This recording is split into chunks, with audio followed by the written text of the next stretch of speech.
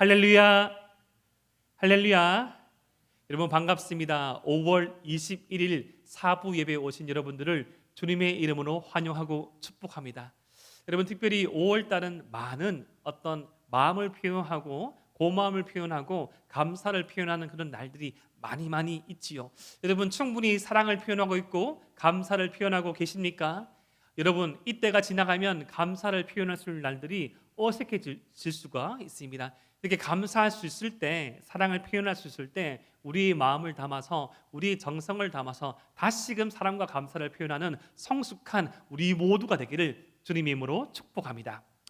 여러분 혹시 내가 쓰고 있는 어떤 핸드폰이나 내가 어떤 가입해 있는, 여러분들 직장인이 아닌 경우에는 부모님께서 가입해 둘 어떤 보험들, 그런 것들의 어떤 보험이나 어떤 핸드폰 요금제에서 놓치고 있던 혜택을 발견해 본 적 있습니까? 여러분 흔히 핸드폰을 어떤 요금제를 가입을 할 때, 신규 개통을 할 때 좀 피하라는 분이 계시죠. 아는 분한테 가지 말라고 합니다. 저는 가장 이때까지 크게 한번 이렇게 호되게 당했던 적이 저희 와이프도 알고 있어 말씀을 하고 있는데, 와이프 친구였습니다. 결혼하자마자 이게 핸드폰을 바꾸게 되는데, 나중에 알게 되는데, 여러분 이제 흔히 덤탱이를 쓰이고 지불하지 말아야 될 그런 요금을 지불하면서 쓰는 고객을 일컬어서 뭐라고 읽겠습니까? 호객님이라 하죠. 호객님 중에 호객님이 저였다는 것을 핸드폰을 해지할 때 알았어요. 그때 참 화가 나고 분노가 치밀어 오는 건 뭔가 하면, 많은 어떤 비용을 지불한 것도 참 아까웠는데 제가 그런 비용을 지불하면서도 누릴 수 있었던 혜택을 몰랐다는 겁니다. 정말 마음이 쓰렸습니다. 저희 아내 더 이상 말을 하지 않던데 손주는지 모르겠습니다. 그 친구 계속 핸드폰 가게를 하고 있는지도 모르겠어요. 저는 하여튼 그쪽도 쳐다보지 않게 되는 그런 미운 마음을 좀 사그라들었습니다. 또 얼마 전에 제가 또 발견했습니다. 제가 가입해 놓은 실비 의료보험이 있었습니다. 계속 제가 돈만 계속 냈거든요. 보니까 일정에 얼마의 어떤 대가를 계속 지불을 하고 있었는데, 저희가 가입하고 있던 플러스 알파 무슨 종신보험, 무슨 의료보험 혜택이 있는 거예요. 그래서 그냥 저는 무심코 이렇게 버렸는데, 저 비웃지 마십시오. 감기라도 병원에 가더라도 지불하면 1년에 액수 안에서 어느 정도 받더라고요. 저는 그걸 몰랐어요. 그냥 쉽게 사진 찍어서 보내니까 몇천 원이라도, 여러분 땅 파보십시오. 몇천 원 나옵니까? 몇백 원 나옵니까? 저렇게 받을 수 있다는 것을 얼마 전에 발견했습니다. 가족한테 말 못하고, 아내한테 말 못하고 그렇게 청구하기 시작했는데 참 많이 놀랐습니다. 내가 이런 대가를 지불하고 있는 이 요금제, 이 보험 안에 이러한 혜택이 있었구나. 알면 누릴 수 있고 모르면 흘러보내는 것들 우리 주위에 참 많이 있지요. 그런 어떤 피드, 그런 카드 뉴스도 있잖아요. 2023년 대구 청년이 누릴 수 있는 혜택, 어떤 청년 복지 무슨 저금, 부산시에서 어느 시에서 누릴 수 있는 것들, 알면 누리고 모르면 지나가는 것입니다. 오늘 우리가 함께 살펴보는 이 하나님의 말씀 또한 우리가 알면 누릴 수 있고 모르면 놓치는 것들에 대해서 말하고 있습니다.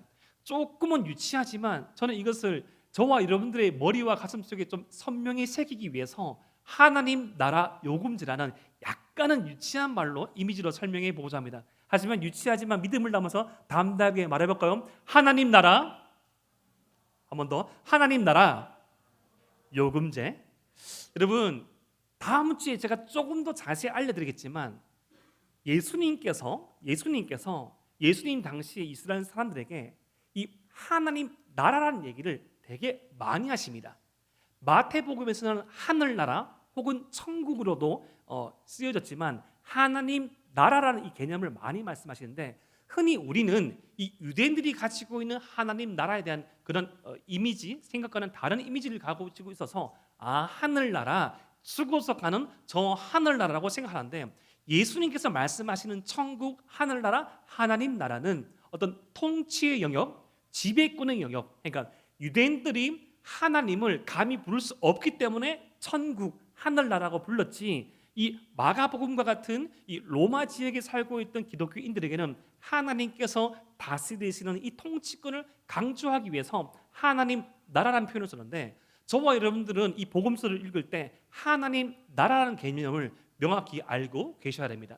우리가 죽어서만 가는 저 천국이 아니라 지금 이 땅에서, 지금 이곳에서부터 하나님의 은혜, 주님의 주권, 주님의 통치 아래 있으면 이 세상에 속해 있으나 이 세상과는 다른 종류의 삶, 이 세상 안에서 살아가고 있으나 이 세상과는 다른 차원의 삶을 살 수 있음을, 우리는 하나님 나라 요금제에 가입되어 있음을 주님께서 말씀하십니다.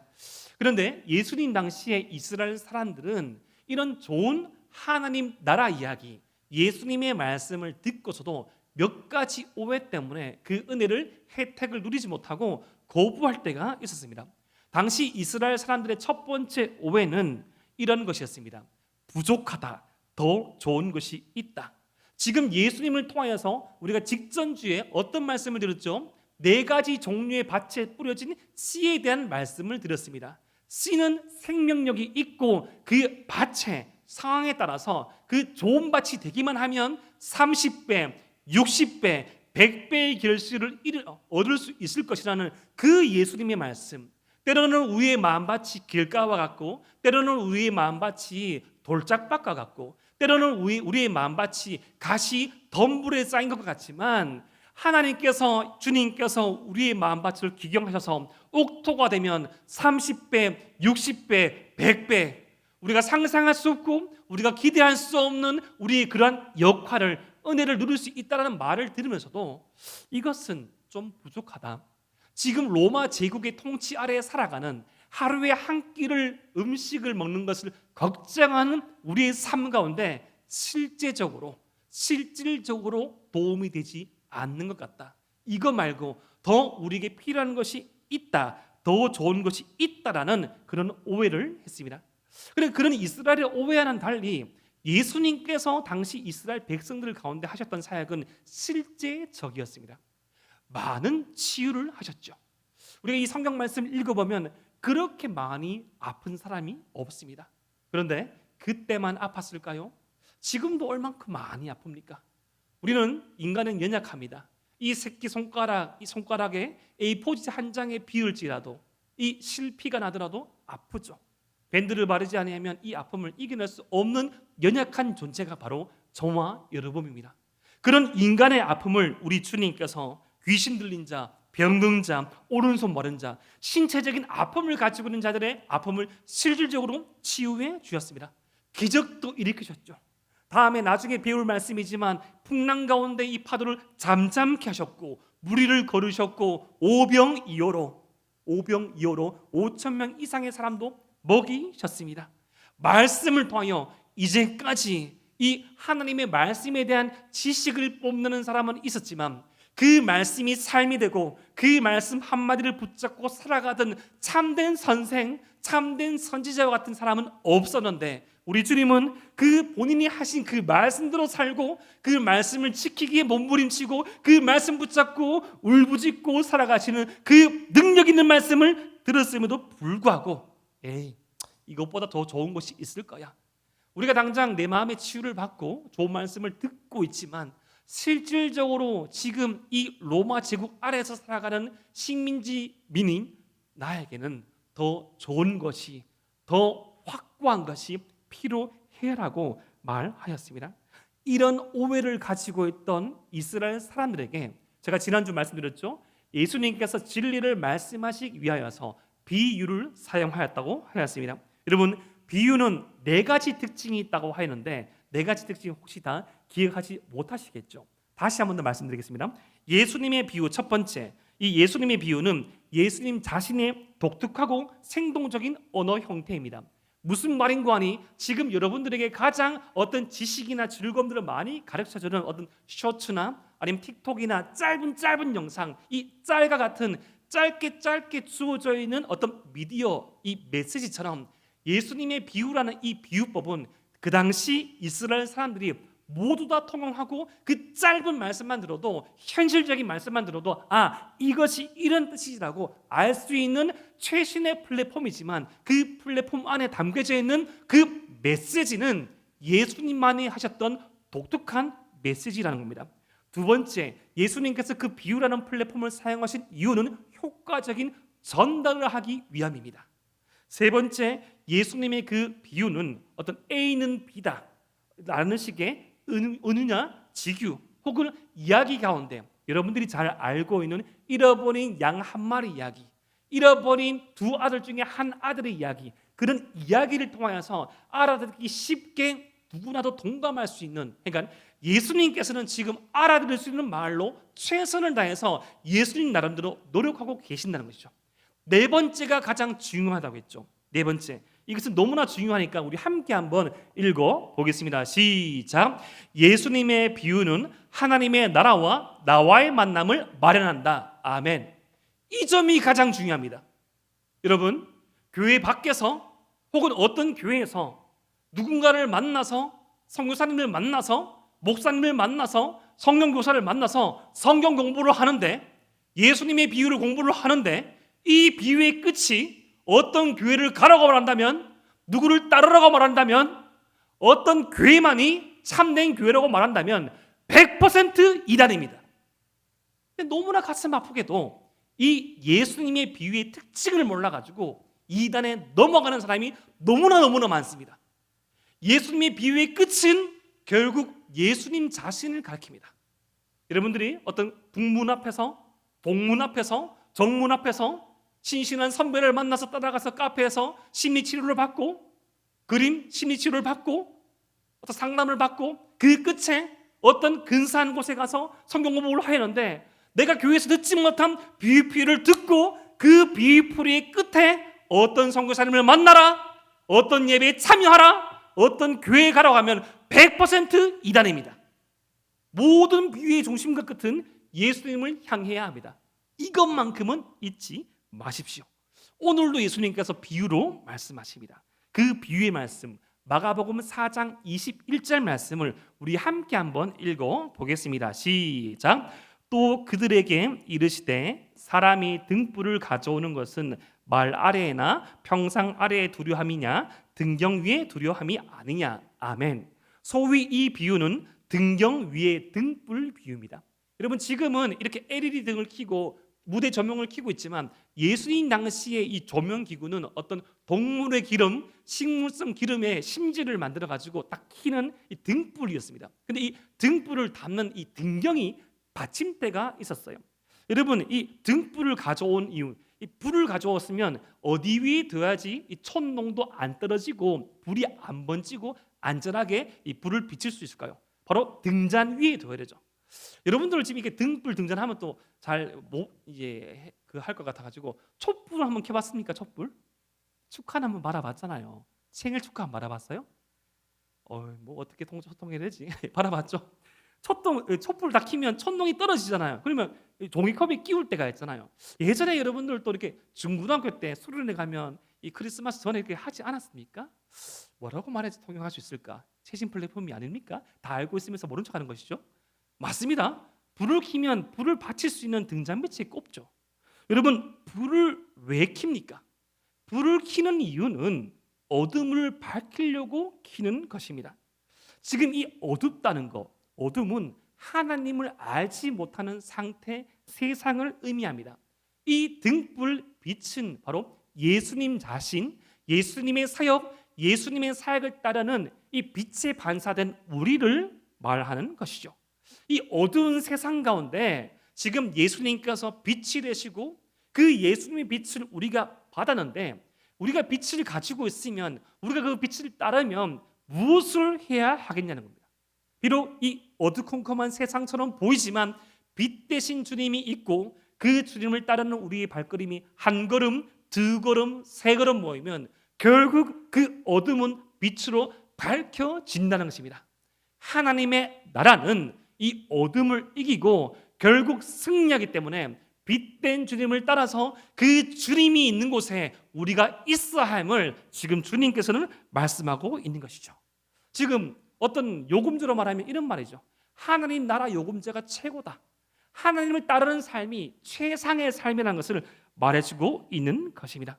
세상을 따르는 삶, 사람을 중심으로 사람이 주인된 사람, 하나님 몰라 요금제와 같은 그 삶들은 결국에는 뭘 주고 뭘 혜택하는 것처럼 보이지만 결국 모든 것을 자부담해야 될, 모든 것들을 자신이 책임져야 되는 그런 구조라고, 그런 요금제라고 주님께서 말씀하고 있는 것이죠. 두 번째, 이 예수님의 말씀을 들은, 예수님의 사역을 본, 그리고 저와 여러분들도 빠질 수 있는 오해 두 번째는 바로 이것입니다.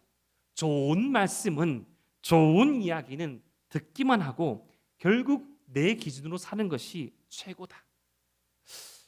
참 좋은 이야기, 좋은 말씀, 좋은 찬양, 좋은 집회, 참 그 당시에 참여했을 때 얼마나 좋습니까? 참 감사하게도 이번 주 우리 금요일 날 마커스 워십과 함께하는 금요 찬양 집회 현장에 참석한 지체를 어땠습니까? 참 좋았죠. 이루 말할 수 없이 얼마나 좋았습니까? 야, 이것이 찬양의 힘이구나. 참 얼마 만에 듣는 찬양 같은 찬양이냐라고 생각하면 안 됩니다. 모든 찬양이 다 귀한 겁니다. 이 찬양을 듣는 것인가 드리는 것인가 고민해봐야 거죠. 참 좋아하는데 나의 삶은 무엇이지? 우리의 예배는 뭐지? 결국 찬양은 보는 것인가? 결국 찬양은 듣는 것인가? 라는 것에서 그치면 안 된다는 것이죠. 예수님의 말씀 또한 마찬가지입니다. 내가 좋아하는 유튜브 채널, 내가 좋아하는 어떠한 짤들, 내가 좋아하는 인생의 명언만 나의 감정을 잠깐 좋게 하는 것이 아니라 내가 붙잡고 몸부림치는 하나님의 한 절의 말씀, 우리가 매주 씨름하고 있는 이 사부 예배의 말씀, 사부 예배 이후에 흩어진 소그룹 시간에서 이 붙잡고 씨름하는 이 소그룹의 시간들, 결국 이곳에서만 하나님의 말씀은 효용성이 있고 교회 밖에서는 아무런 능력을 발휘하지 못해라고 생각하지는 않습니까? 그냥 내 기준으로 살겠습니다. 예수님의 말씀, 그 좋은 이야기이지만 그 것대로 살기에는 저에게는 용기가 부족합니다. 그렇게 살기에는 내가 너무 늙었습니다. 그렇게 살기에는 이제 너무 나이가 찼습니다. 라고 생각할 수 있는, 라고 생각하고 살아가는 우리들에게 예수님께서 이렇게 말씀하십니다. 마가복음 4장 23절 말씀, 우리 한 목소리로 함께 읽어보겠습니다. 시작. 들을 귀 있는 자는 들으라. 아멘. 여러분, 이 말씀은 어떤 의미일까요? 여러분, 청각에 약간 장애가 있을 수 있습니다. 그런 경우 제외하고 보편적으로 귀는 다 가지고 있죠. 소리를 다 들을 수 있습니다. 지금 예수님께서 들을 귀 있는 자라 들으라는 것은 예수님의 고유한 표현으로서 이 이야기는 영혼을 좌지우지할 수 있는 이야기라는 것입니다. 얘들아, 사랑하는 에바라위 청년 여러분, 사랑하는 대동교회 성도 여러분, 사랑하는 조국교회 성도 여러분, 이 이야기는 그냥 흘려버릴 그 누군가의 좋은 간증이 아닙니다. 이 이야기는 영원한 시간을 바꿀 수 있는 이야기입니다. 그런데 여러분, 이 들을 귀라는, 이 귀라는, 들을 수 있는 귀라는 이 말씀에 대한 배경을 한번 살펴보기 원합니다. 예수님께서 이 말씀을 처음 하실 당시 이 세례 요한을 두고 이 말씀을 사용하셨습니다. 세례 요한이 예수님 앞서 와서 회개의 사역을 펼쳤습니다. 예수님이 오기 전에 그 돌짝밭과 같은 이스라엘의 마음들을 회개하는 운동을 벌여서 이 세리들도 회개하고 로마 군병들도 회개하고 평민들도 회개하고 그 단단하게 굳어있던 400년 동안 하나님과 끊어져 있던 그들의 마음을 기경하는데, 한편 많은 사람들은 회개 운동에 동참하지 않고 왜 그렇게 허구한 날 짤고 있냐고, 왜 이렇게 좋은 날에 슬퍼하고 있냐고, 뭐가 그렇게 회개할 것이 있냐고 비판하였습니다. 반면 우리 주님께서 이 땅에 오셔가지고 이 회개의 사역도 하셨지만 죄인들에게 이 복을 선포하시고, 회개한 죄인들에게, 그러니까 하나님의 말씀에 이 은혜 밖에 있던 사람들에게 은혜의 해를 선포하시고 참 교제하시고 만찬을 벌이시고 즐거워하는 걸 보면서 또 손가락 댔습니다. 예수라는 두 사람은 맨날 저렇게 먹고 마시고 시식하고 장가고 뜯고 싶고, 어떤 약품이 생각나지 않습니까? 맨날 그렇게 뜯고 싶고 먹느냐고, 뭐가 그리 좋아가지고 웃고 포도주를 즐기고. 회개 운동 하자고 말했던 세례 요한도 비판했던 저 사람들이 예수님도 비판한 그것을 두고 주님께서 이렇게 말씀하십니다. 마태복음 11장 16절부터 17절 말씀 제가 읽어드리겠습니다. 이 세대를 무엇으로 비유할까? 비유하건대 아이들이 장터에 앉아 제 동물을 불러 이르되 우리가 너희를 향하여 피를 불어도 너희가 춤추지 않고 우리가 슬피 울어도 너희가 가슴을 치지 아니하였다 함과 같도다.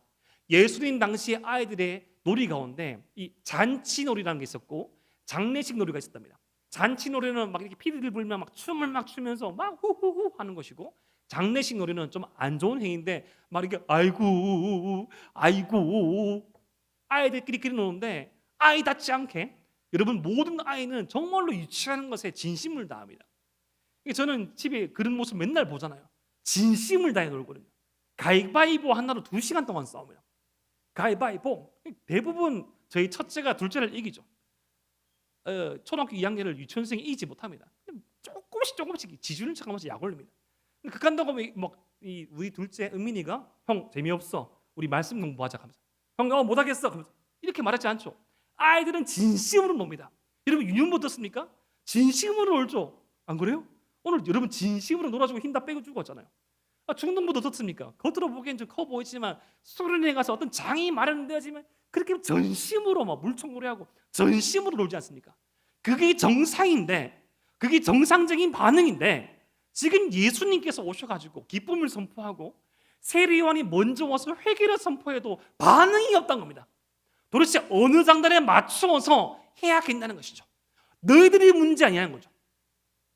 지금 세례요한이 문제가 아니고 예수가 문제가 아니고 지금 너희들이 역할을 하고 있지 않는 것이 아니냐고요. 마태복음 11장 18절과 19절 말씀. 요한이 와서 먹지도 않고 마시지도 아니하며 그들이 말하기를 귀신이 들렸다 하더니, 그 당시 세례 요한은 이 쿰란 공동체라는 경공주의 운동을 했습니다. 그러니까 약대 털옷을 입고 이 막 메뚜기를 먹고 이 야생 꿀을 먹으면서 최소한도의 그 어떤 생존만 하고 정말 힘들게 살았어요. 뭐 손가락질한 거예요. 목회자가 돼가지고 좀 머리에 얼굴에 윤기도 좀 나고 좀 깨끗하게 입고 해야지. 냄새야 하면서 메뚜기를 어떻게 먹어? 메뚜기를 밥을 먹을 사람이. 근데 반면에 예수님 오셔가지고 예수님 부자는 아니셨지만 막 잘 차려주면 예수님 막 먹방 잘했거든요. 막 먹으시고 아니 지금 뭐 하고 있냐고 지금. 아니 지금 하나님이 그 선지자가 지금 뭐 하고 있냐고. 경건하게 해야지. 체면을 차려야지. 어떻게 목회자가 웃길 수 있냐고. 우니까 어떻게 목회자가 해서 울 수만 있냐고. 어느 장단에 맞추어서 춤을 춰야 됩니까? 하나님의 말씀을 전달하고 그 말씀대로 사는 그 사람이 문제입니까? 하나님의 말씀대로 살지 아니하려고 어떠한 말씀인들 자신의 기준으로 힘겨져내는 그 사람이 문제입니까? 세리와 죄인의 친구로도 하니 지혜는 그 행하늘로 인하여 옳다함을 얻느니라. 지혜 있는 삶, 하나님의 말씀을 따르는 삶은 결국 그 지혜를 추구하는 삶의 열매로 말미암아 사람들에게 드러날 것이라는 겁니다. 여러분, 정상적으로 사람이 울 때 울고 웃을 때 웃는 것이 가장 건강한 것입니다. 감사할 때 감사하고 고마울 때 고마워하고 미안할 때 미안해하고 사과할 때 사과하고 용기가 필요할 때 용기를 내는 것이 가장 정상적이고 하나님이 형상된 모습입니다. 지금 세례 요한은 예수님 먼저 앞서 와서 그 울지 못하고 웃지 못하고 말씀에 반응하지 못하는 이 세대를 향하여서 가슴을 찢으면서 회개의 말씀을 선포하였건만, 예수님께서는 이제 예수님이 오심으로 말미암아 하늘과 땅이 연결되어지고 하나님의 한 분 다 되신 예수님을 통하여서 얻은 것들은 물러가고 새로운 승리가, 새로운 복음이 선포되는 말미암아 모든 죄인이 구원받는 길을 열었음에도 불구하고 그것에 기뻐하지 못하는 그 사람들을 바라보면서 도대체 무엇이 문제냐고 말하고 있는 것입니다. 사랑하는 에바라위 청년 여러분, 우리가 지금 하나님의 은혜 앞에 어떻게 반응하고 있는지가 대단히 중요합니다. 여러분, 누가 찬양하고 누가 말씀을 전하고 내가 어디에 있고 내가 누구와 있고가 중요한 것이 아니라 우리가 지금 누구 앞에, 하나님 앞에서 하나님을 향한 찬양을, 하나님의 말씀을, 하나님의 그 사랑의 공동체가 있다면 그 안에 있고 그 앞에 있고 그 은혜 가운데 있음을 깨달아야 됩니다. 그렇지 않으면 그 은혜가 헛되이 흘러가면 그것은 시간이 지나서 우리를 판가름의 요소로 작용된다고 합니다. 그것이 마가복음 4장 24절과 25절 말씀에 나와 있습니다. 우리 함께 읽어보겠습니다. 또 시작. 또 이르시되 너희가 무엇을 듣는가 스스로 삼가라. 너희의 헤아리는 그 헤아림으로 너희가 헤아림을 받을 것이며 더 받으리니 있는 자는 받을 것이요 없는 자는 그 있는 것까지도 빼앗기리라. 아멘. 여러분, 이 말씀이 무슨 말씀인가 하면 지금 우리가 하나님의 말씀 앞에 있고 하나님을 찬양드리는 이 현장 가운데 있을 때 스스로 삼가라고 합니다. 주의하고 집중하라고 합니다. 자, 하나님을 말하고 있고 하나님을 찬양드리고 있고 하나님의 은혜가 선포되고 있다면 그것을 누리라는 것이에요. 하나님을 향한 찬양을 누리라는 겁니다. 하나님의 은혜의 혜택을 거부하지 말고 잘 쓰라는 겁니다. 쓰지 않고 누리지 못하고 그렇게 참여하지 못하면 결국 누가 손해? 바로 우리 자신이 손해라는 것이죠. 너희의 헤아리는 그 헤아림, 여기서 여러분 헤아림은 저울질을 의미합니다. 내가 하나님 은혜를 이렇게 받아가지고 작은 양을 받아서 작은 양을 내놓으면 이 작은 양만큼만 채워주는데 많은 하나님의 은혜를 받았다가 되어서 많은 것들을 내어놓으면 사람의 측량할 수 없는 그 은혜가 부어진다는 것이죠. 세상의 법칙은 쓰면 쓸수록 따르는 것이 세상의 법칙인데 은혜라는 것은 은혜를 받고 흘려보내고 은혜를 받고 흘려보내고 보내면 더 큰 은혜, 더 많은 사랑이 담겨진다는 것입니다. 아멘이십니까? 먼저는 하나님의 은혜를 간구함이 필요합니다.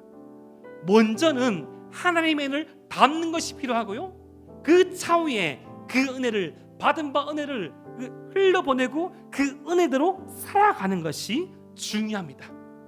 세상은 가진 재화를 쓰면 결핍이 온다고 말하지만 은혜의 세계, 하나님의 나라에서는 은혜에 대한 합당한 반응, 은혜를 사용하는 것은 결핍이 아니라 넘침이라고 말합니다.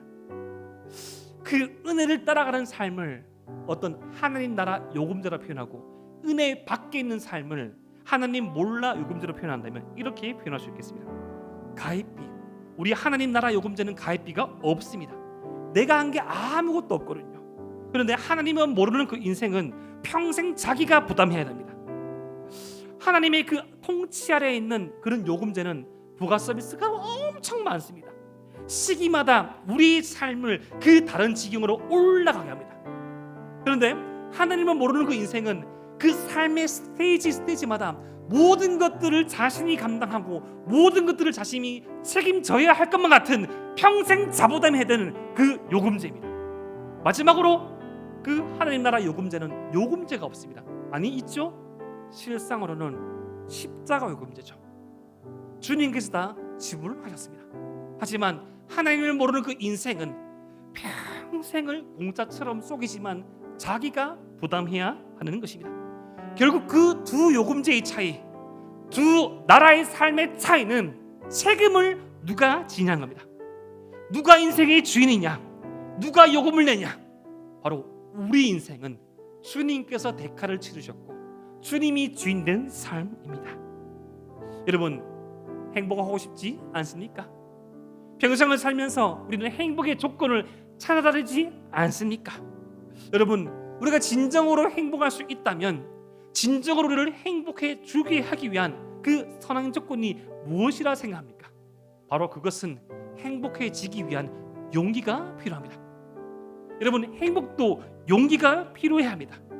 지금 나 자신을 버릴 수 있는, 지금 내가 끊어야 될 이 관계를 끊을 수 있는, 지금 내가 두려워하는 이 선택 앞에 안절부절하는 그 나 자신을 뛰어넘을 수 있는 용기, 그 용기가 우리에게 필요하다는 것입니다.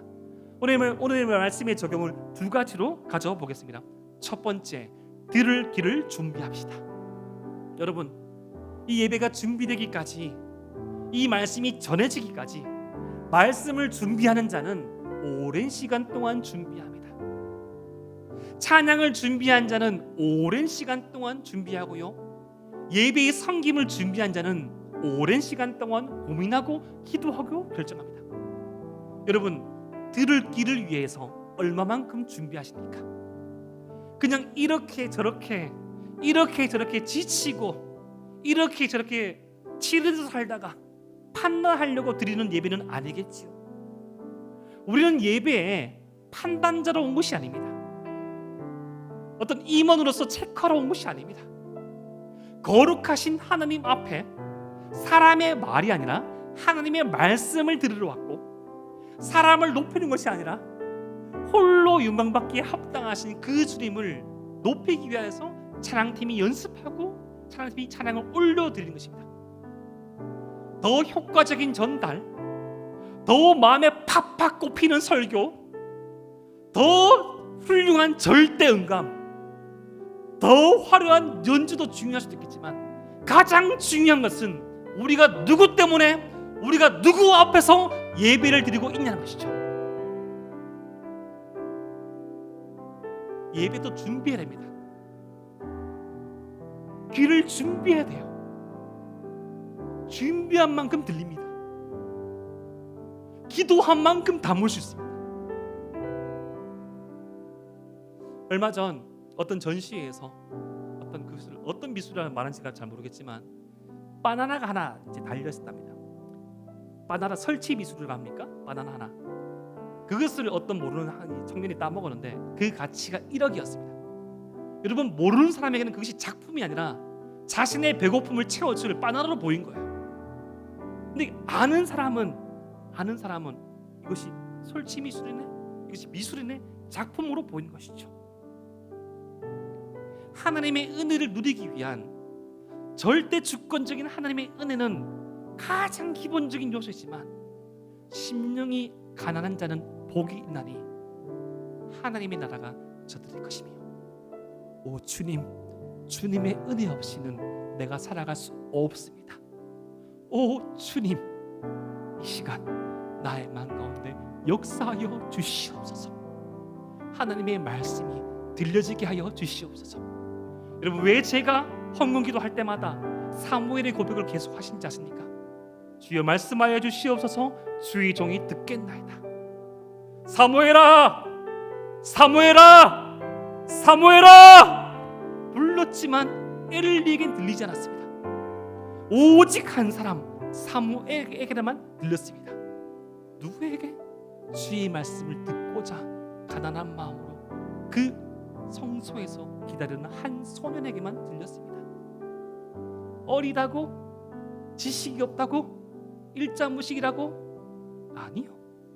주의 은혜를 간구하고 간구하는 그 자에게는 들을 귀가 열립니다. 한량없는 은혜가 부어진 것이에요. 여러분, 토요일은 주일을 준비한 날이 되어야 합니다. 목사님, 뭘 모르면서 내가 얼마나 바쁜가 합니다. 저도 바빠요. 하지만 마지막 한 시간을 붙잡고 주의 은혜를 간구하며 한번 준비하는 주일을 한번 보내봅시다. 일주일 168시간 가운데 주님 앞에 드려지는 이 사부 예배 2시간, 168분의 2 시간만큼이라도 한번 드려보려고 몸과 마음을 준비해 봅시다. 두 번째, 은혜의 혜택을 누립시다. 여러분, 저와 여러분들에게 주어진 하나님의 자녀라는 이 신분에 이 붙어있는 혜택은 말로 형언할 수 없습니다. 말로 형언할 수 없어요. 여러분, 우리가 너무나 잘 알고 있는 동화 있잖아요. 미운 오리 새끼, 왕자 이야기, 거지 왕자 이야기. 자신의 신분을 모르고 살아가는, 자신의 정체를 모르고 살아가는 그 존재가 그토록 우습고요, 그토록 아이러니합니다. 사랑하는 에바라비 청년 여러분, 저와 여러분들은 하나님 나라 백성입니다. 저와 여러분들은 왕같은 제사장이요, 나의 가장 귀한 보물이요, 나의 나라 네이션스라고 말했습니다. 여러분, 다른 것을 바라보고 다른 것을 들을 수 있는 그 들으기와 이 세상 가운데 살아가지만 세상과 구별된 정체성을 한번 구해봅시다. 태가 다릅니다.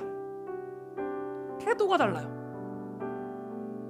불편할 수 있으나 절망하지 않습니다. 불편할 수 느낄 수 있으나 불행하진 않아요. 여러분, 예수님 믿고 따라가는 이 삶이 모든 것들이 열려지는 자동문 같은 삶이라고 저는 말씀드리고 싶지는 않습니다. 하지만 예수님 믿고 따라가는 삶은 우리를 절대 놓지 않는 이 생명의 로프가 있고 앞서 걸어가는 최상의 가이드가 있는 삶이라고 말씀드리고 싶습니다. 이 등쟁에 주저앉고 싶을 때 우리 주님께서 손을 붙잡아주시고 이 등반에서 어려워 힘들어할 때 우리를 올려주고 잡아주는 동역자가 있습니다. 그 정상 위에 올라간 사람, 그 길을 걸어가본 자만이 볼 수 있는 지경이 있는 것이죠. 여러분, 언제까지 여러분들이 청년의 시기일까요? 여러분들이 장년의 시기가 올 겁니다. 노년의 시기가 올 겁니다.